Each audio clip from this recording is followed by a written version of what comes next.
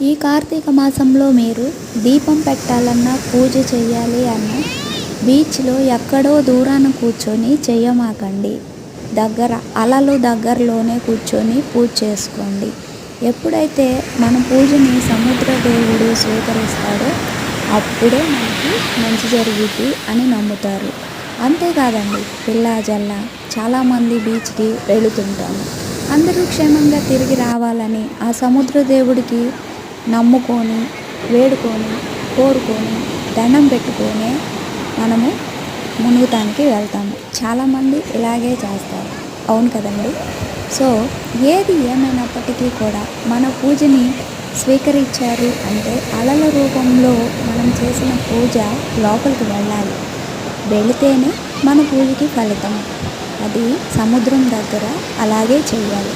ఈసారి మీరు బీచ్‌కి వెళ్ళినప్పుడు ఇలా పూజ చేసుకోండి. ఏమంటారు ఫ్రెండ్స్?